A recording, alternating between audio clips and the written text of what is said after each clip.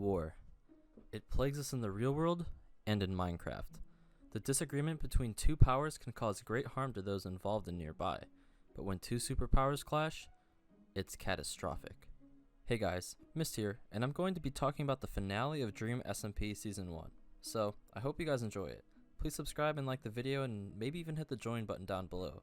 But for now, let's get right into this.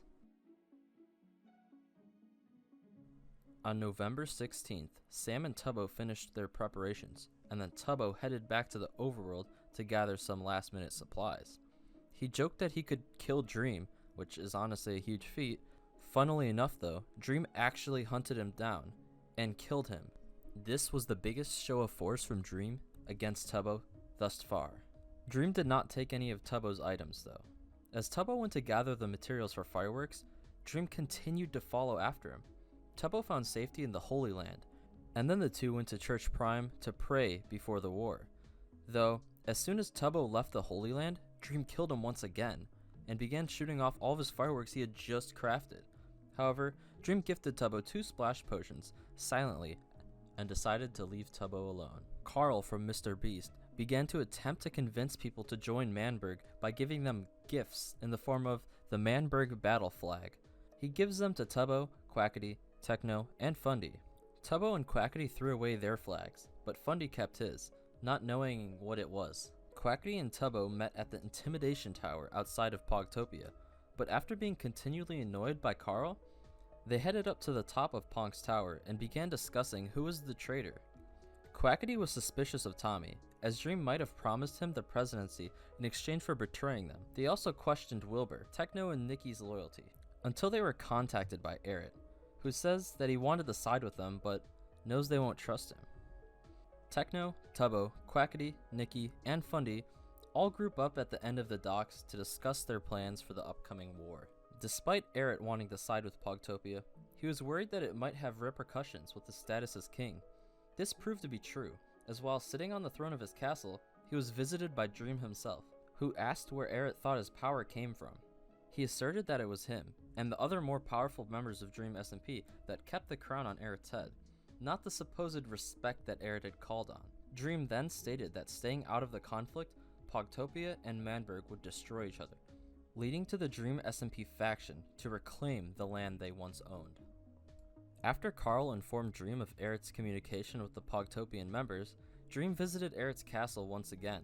Puns, George, and Callahan were also brought to the castle. In the throne room, Dream revealed that he knew about Eret's betrayal of the Dream SMP faction, and ordered Eret to take off his crown.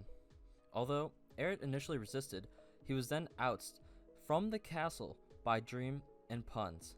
Due to the chain of command system that Dream had put in place after the first Lmanberg War, George was crowned the new king of Dream SMP, taking ownership of the castle from Eret.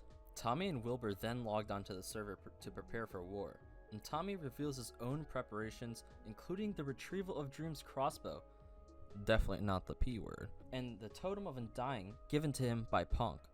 He then heads over to the man tree and covers it in obsidian to protect it from the coming things that might happen in the next hours. Wilbur then reminded Tommy as to what the tree stood for, and that it was the first spawn tree in Lmanberg, and was the only one still standing.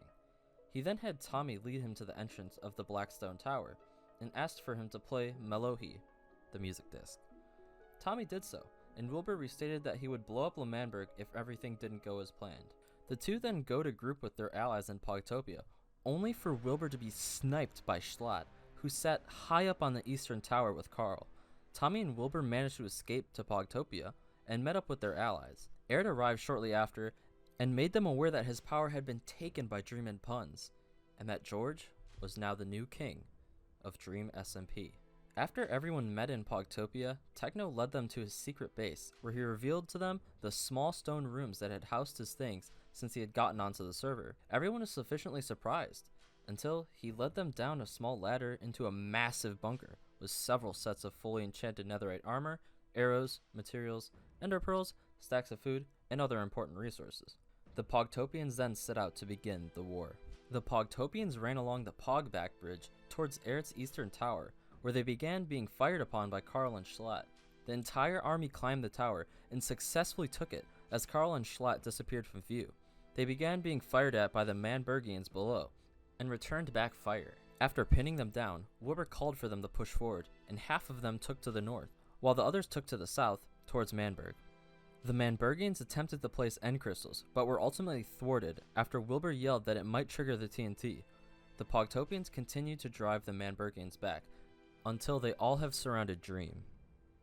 After being pinned down and having many of his allies leave him, Dream asked Wilbur to speak with him privately. The two did so, and Wilbur called for weapons down, as Dream had surrendered.